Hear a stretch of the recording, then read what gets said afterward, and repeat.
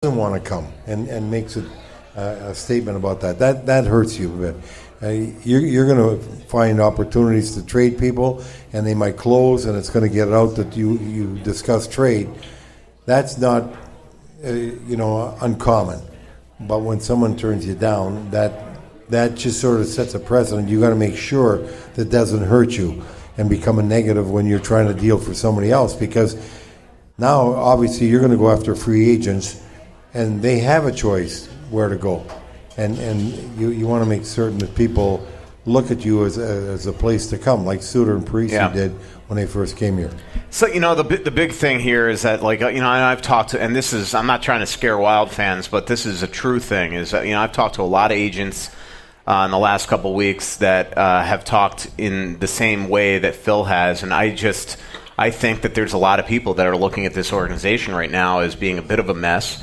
And all of a sudden now you don't have really quality players that were here. And I think that there are going to be a lot of agents that are going to advise their clients, like, hey, this is a better situation. This is a better situation.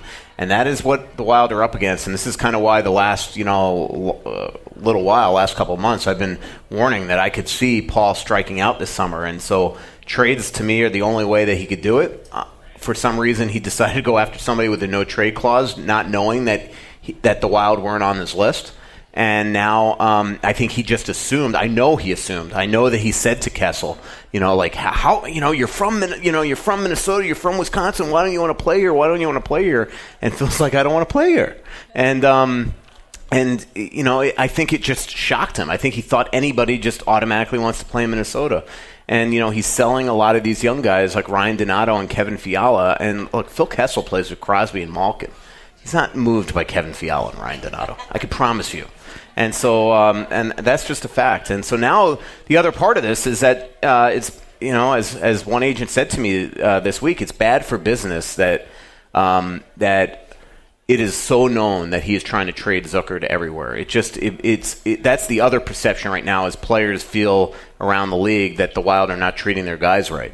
And that's another issue. I mean, this is now twice. And it's not Paul's fault on this one, but it's now twice that it is known that he had a deal done for Jason Zucker, and he was not traded. And now all of a sudden, Zucker's sitting here and feeling completely alienated.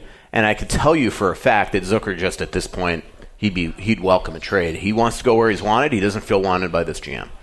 Louis, we talk about this all the time. What's your assessment of the franchise, where it is right now, Paul Fenton performance, and also just the predicament he's in? Well, I said a couple of years ago that. Well, I'm trying to set you up to say whatever you want to say about it. No, but what I'm saying is, I don't think that the team's a mess, as Michael just stated. I know where he's coming from, but I don't call it a mess when you got to go through growth pains. And one of the things I said a couple of years ago, and I felt very strongly about, they had a lot of success here, a great deal of success. They were very unlucky to not have moved on in the playoffs. They should have gotten farther, and it wasn't. You gotta have equal goaltending, and you gotta have good goaltending if you're going to move on. That's always the key. But they had really good teams, but really good teams grow and get older. And 2 years ago is when I started saying, I like this team, but when you assess a team and you look at it, you got to move earlier than later.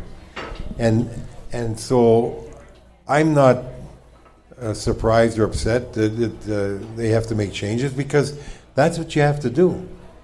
But would you have done every one at once? I mean, we obviously know that this year, not would have done those. Yeah, well, I mean, I guess that's the thing that I think has shocked everybody, is that he is about to trade his fourth of this core all at once. Well, I why does he have to do everything in 1 year? Well, not only that's not what bothered me as much as the four that went, because when you're saying you got to change, if you look at the team and you're going to build, what do you say? We're going to build on our good young players. Well, that's the good young players that got traded. Yeah. Now you don't, when you make a deal, I don't mind making the trade and someone going elsewhere like Niederreiter and played tremendous. But Niederreiter's had a history of being very good. But you don't mind that a player you trade plays real good, as long as the player you get back plays better than the guy you moved for you. And now, that's going to be tough to do, because even though Niederreiter was in a bit of a slump, you got to look at the whole record. And everybody's going to go through slumps at times. And you got to make sure you get someone that's as productive as Niederreiter was over the whole time, not over the short time, because people come out of slumps. If you're a goal scorer, you're going to come out of it. If you're not a goal scorer, you're not going to score. Charlie Coyle is not a goal scorer, so he's not going to come out of it. If Charlie Coyle gets you 20 goals a year, and I love Charlie Coyle as a player, but you got to look at what is Charlie Coyle. 20 goals at best, because he doesn't shoot. He's very good with the puck. He's very strong on the boards with the puck. He competes. I'd like him to be meaner, but he's not. And I'd like him to shoot more, which he doesn't. But he is what he is, and so that's why he fits in so well with Boston. Because he doesn't have to be the key guy. He doesn't have to be the most productive. But he does contribute in a large way where he is. So if you want someone to score more, you get, Donato. He come back, and he really did very well for us. Now, Donato's going to have to continue to do that to be better than Charlie Coyle, because Donato is capable of scoring. I love the way he skates and shoots, and I love the way things shoot first. But what is he not going to give you? He's not going to give you the ability to check like Coyle. He's not going to give you the ability to win pucks like Coyle.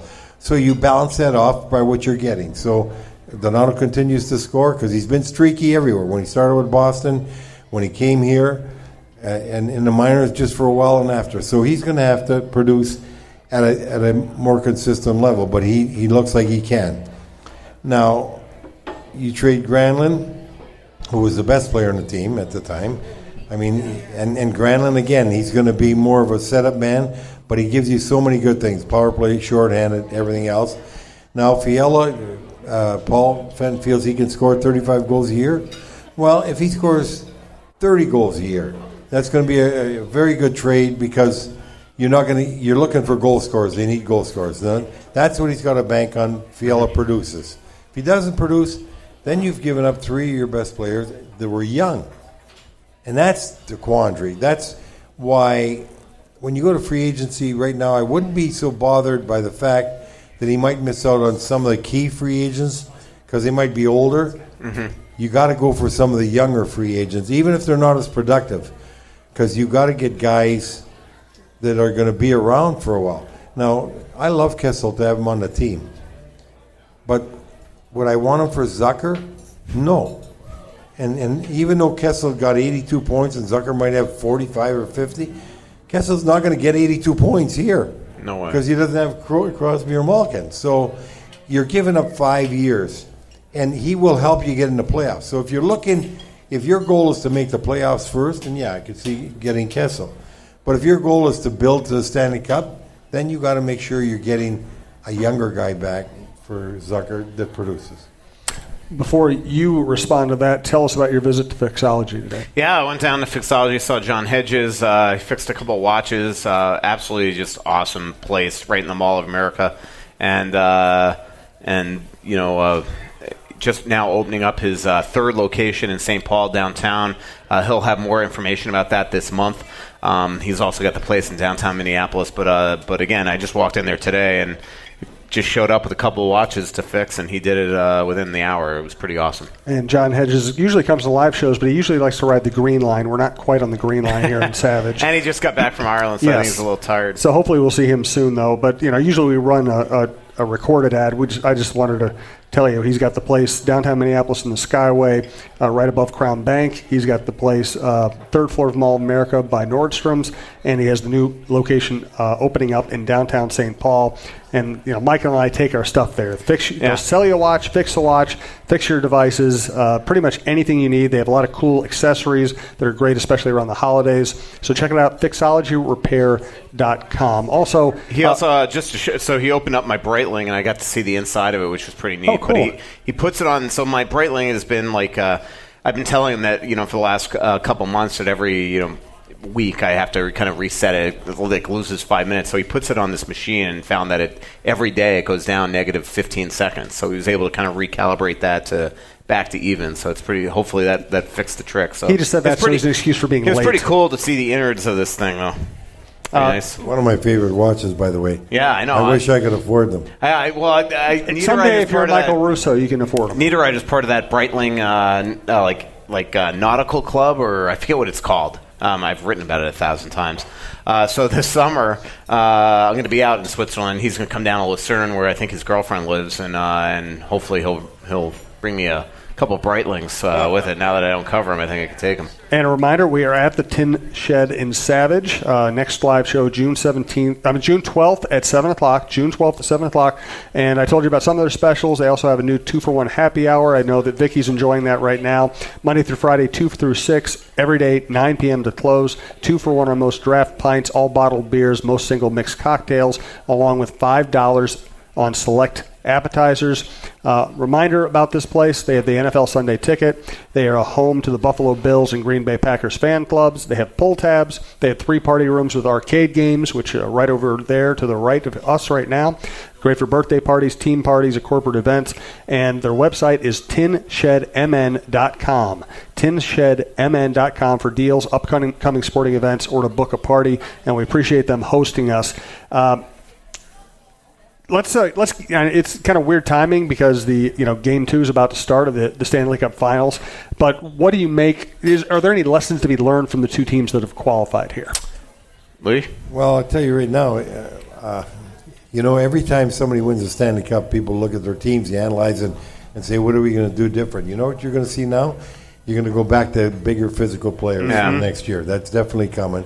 Because guys are thinking these series have been so physical, you better be strong enough to withstand it. Which, to me, when I look at the game, what surprised me in the first game, even though St. Louis started out real well, they haven't hit the defense of Boston, especially the 3 smaller guys, Clifton, Krug, and Grzelcyk. Well, he tried beating up Krug the other day, and he went out and killed somebody. That's just tossing them around. I'm talking about running them.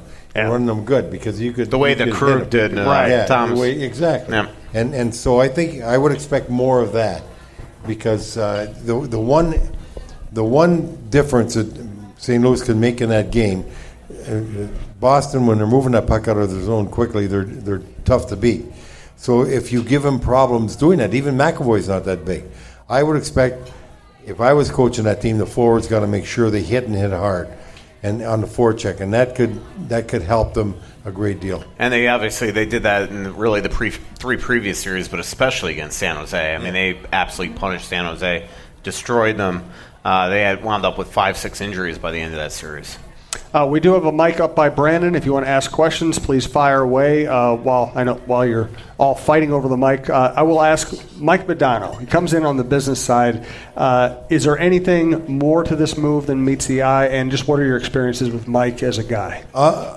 At the outset, there's not more than meets the eye, but he's doing exactly what I think the Wild should have him do starting off. And if you want to make a parallel to it, you look at Phil Esposito in Tampa.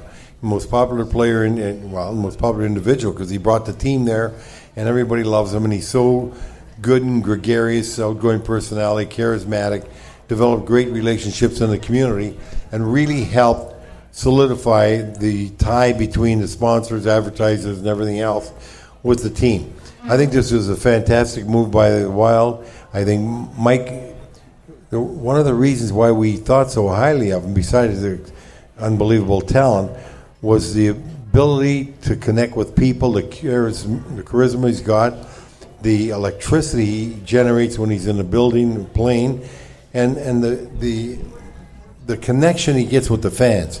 And he can do the same thing with sponsors, fans, advertisers, etc. I think it was a great move by the Wild.